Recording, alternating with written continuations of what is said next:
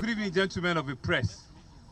As you can see, we just ended our security meeting.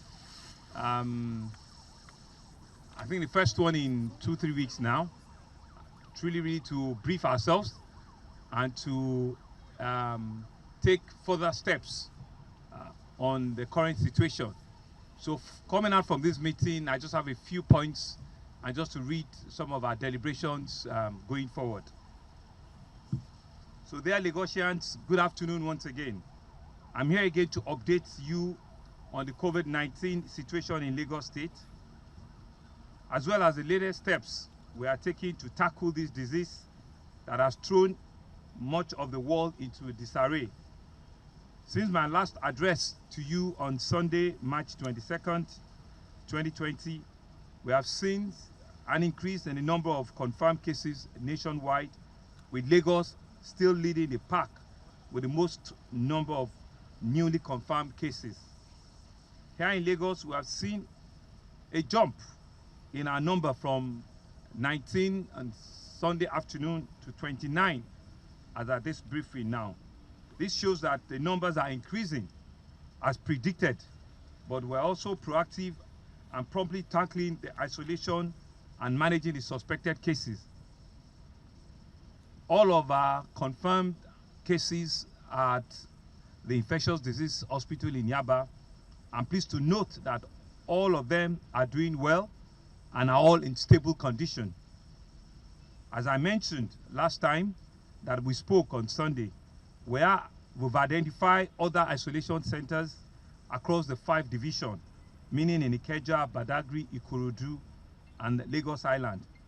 In fact, we are also preparing 2 locations at Bagada and another one just by here at Onike to ensure that we have a seamless, coordinated approach towards a quick identification and isolation of suspected cases without overwhelming what we have in Yaba. Fellow Lagosians, today I have also further new directives and guidelines to share with you as follows. We want to employ the organized private sector to encourage as many of their workers that are possible to work from home. Banks and other financial institutions are encouraged to prioritize online channels for their services to the public, with all essential key staff being in the office during this time. Only key staff, we want to employ them. The Chief Judge of Lagos State has also been directed to ensure that all magistrate and high courts are closed immediately to public and to suspend all court sittings as much as possible. Only essential services should be transacted electronically. All public parks, including those in private and residential estates, swimming pools, gym, workout stations, in all public places are expected to be shut down at this time until further notice. All markets and stores, except markets that are selling food items, water, medicines, pharmacies, medical equipment, and other related essential life-saving products, daily life products, are hereby directed to close effective from Thursday, 26th March 2020 for 7 days at the first instance. I'm sure we're clear with that directive. All fast foods, eateries, restaurants are enjoined to serve takeaway for all their customers, with no in-dining service permitted whatsoever. Shops in malls that are not selling any of these initially mentioned food items, medical equipment, essential daily needs, they are all meant to also close down from Thursday, 26th of March 2020. And I want to say that the compliance of this directive will be fully enforced by all our security operatives. We're also planning to extend our shopping channels by using some of our open spaces in some of our closed schools, meaning that we want to open up more markets in some of our schools And this will all be food markets for people to have access to food and essentials. This will start in 2 days' time, and we'll tell you where all these markets will be in these new school spaces. I also want to urge that travel to and from Lagos, whether by road or by air, be avoided at this time. The federal government has also advised residents of Lagos and Abuja to stay put where they are. And I would like to reiterate that this is in strongest terms possible.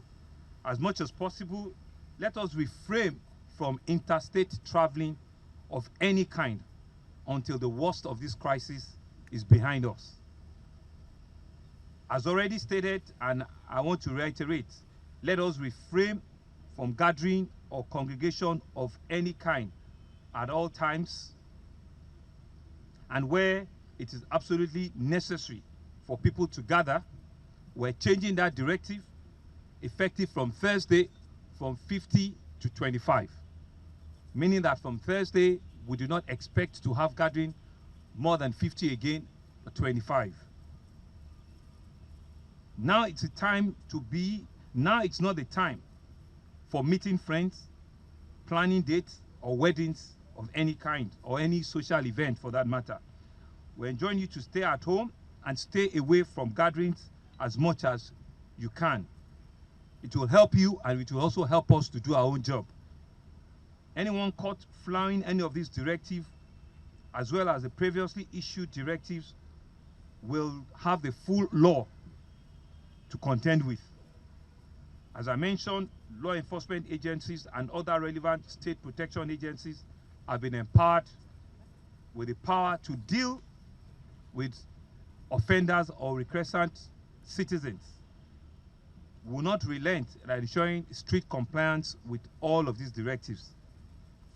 I would also like to use this opportunity to thank all those who have complied with the stay-at-home order and other directives thus far. I urge you to continue to do that. Let me also specially thank our road transport workers who have heeded all the call on implementing social distancing within our parks and motor stations, as well as various heads of open market, our Iyalodgers and Mamaloggers. And I want to thank everybody for sensitizing themselves at various vicinities and associations.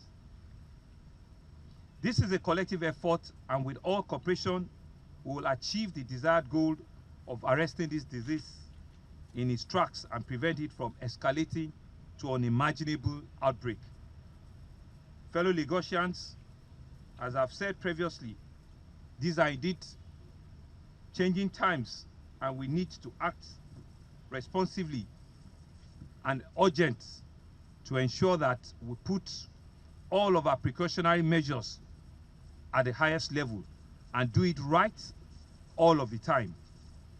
I'm also not unaware that these directives will have consequences, and it's also a means of, what you say, personal freedom, as well as your fundamental human rights. However, as you can imagine, the Constitution or any law for that matter would never have envisaged that we'll be dealing with coronavirus now. And so the doctrine of necessity is being evoked to allow us roll out these restrictive measures to protect and secure our state and its people. Let me conclude by saying that Lagos has shown, and I imagine will continue to show, incredible strength and resilience in the face of challenges. And this is what makes us a different set of people.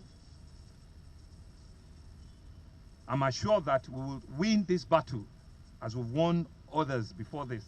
And I'm confident that with all your support, and most importantly, by the special grace of God, this also will pass us soon, very, very shortly. We're open to a few questions or clarifications from me or other members of my team. Thank you very much. Thank you very much. The very first question here. All right. Good evening, Mr. Governor. I'm Sheyi from your City, and I report for Lagos Television. So from all this new set of guidelines you've released today, will it be safe to conclude that this is a total lockdown on Lagos State? That is my question, sir.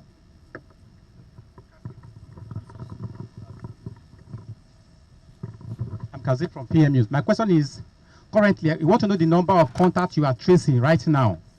And again, some civil servants who are below level 12, many of them are still at work right now, including my wife, level 9. She's still at work, Civil Service Commission. They were asked to come to work by all means.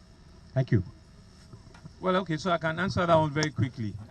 If your wife is at work at 9, she certainly must be on essential service. It must be a one-off case, right, as against the rule, right? And I would certainly want to know why, but it must be that she's on an essential activity, or maybe she's holding some keys that are critical to that ministry, and those were the directives we give, right? From levels 1 to 12 are meant to have total stay at home. The Commissioner for Health will tell us how many cases we're tracking right now. The first question was, is this a total lockdown? No, it's not. We still want people to move only for essential services. We still want people to have the discretion to know that it's only if it is important and critical that you move, that you must move. But if you do not have a need or a reason to leave your location, please stay at home. That's the best that you can do for your family, for yourself, and for us to ensure that we can do the job and do it well. So, and that's why we're extending the coverage of the lockdown from Thursday 26th, like I said, to all markets, but except the ones that I've given exceptions to, that are selling food and essential household materials and medical equipment that we might need to restock or we might need to deal with. So, Commissioner, how many people are we tracking right now? So we're still doing about 1,800 people that we're tracking. Any other question?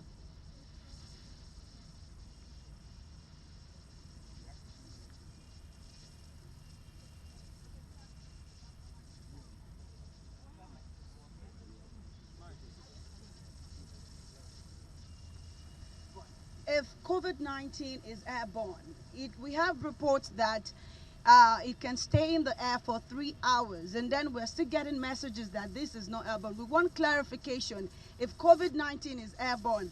I also want to ask on the level of testing, that how many tests can be conducted in a day? The last time the commissioner spoke with us, they said Lagos is tracing 1,300, and you said 1,800 people. So how many tests can be conducted in a day? How many results are we getting? What is the capacity of attending to tests to people? Thank you. Let's quickly just take the last one. And my name is Maritala Inla. I write for New Telegraph newspaper. I'm interested in what happened to those who use our waterways, sir. The idea of people changing life jacket after they use it at every time, as long as we don't know who has COVID-19, I think it's not safe enough. I want to know what Lagos State government is doing on that, sir. Then earlier today, the Honorable Commissioner for Transportation said Danfo drivers should not carry more than 8 passengers. I do not know how Lagos State government will enforce that. Thank you, sir. Well, thank you very much. Some of these things are, thank you. Some of these things are directives that we hope and we believe that people will self-regulate and comply with. These are very difficult times. These are very, very difficult moments. It behoves on us as responsible. I'm hoping that we'll comply, right? And if we do not have compliance, that's why we have the men of the National Union of Road Transport Workers working with. We certainly can escalate and get to know what this we can get to the root of this.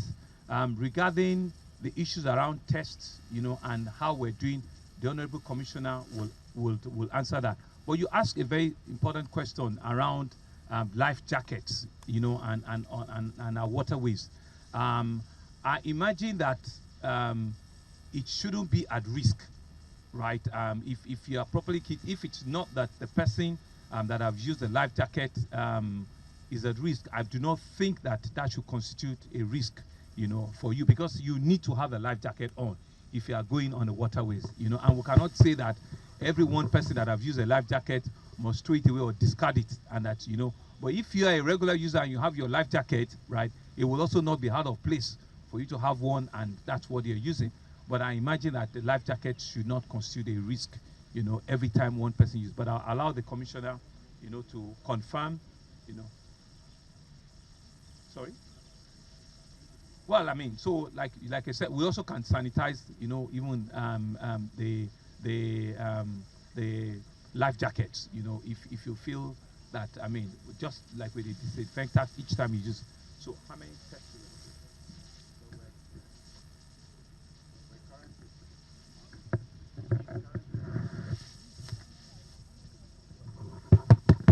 Currently escalating our testing capacity now to 3 centers, and each center is able to test between 50 and 80. So by the time those 3 centers are active, we should be able to test about 120 samples a day. The tests I'm talking about are the molecular tests, which is a very accurate test. It's 100% accurate. It's either the virus is there or it's not there, which is quite different from the rapid test kits that are circulating on social media. We still have to evaluate these rapid tests because not all of them are precise enough to give us the information that we want. And it can be quite dangerous for a test to give you a positivity when you're actually negative, or to tell you you're negative when you're actually positive. So right now we're still relying on our accurate tests in our laboratory at Yaba, Luth, and the Nigerian Institute of Medical Research. When it comes to testing, we're not testing all our contacts. We're only testing the contacts that develop symptoms, because we have to be careful about how we use the 120 tests that we have a day. We want to maintain these for patients that actually need to be tested for us to know whether they have the coronavirus or not, which defines how we manage them. So that's our testing strategy. No, it is not airborne. It is droplet-borne. So if I sneeze, it will remain in the air for a few seconds until the droplets fall to the ground. It does not remain suspended in the air. So in precise definition, it is not airborne. It is rather droplet-borne, and it remains active on some surfaces for a few hours.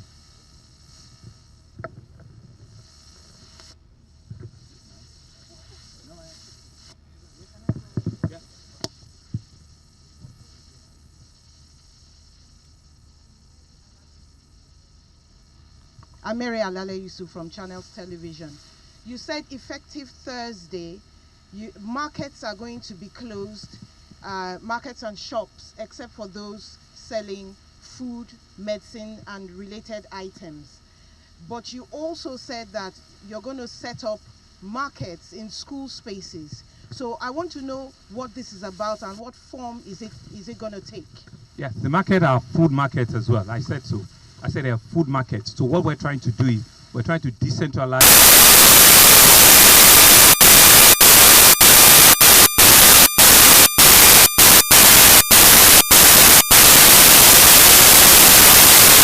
What we're trying to do is we're trying to decentralize.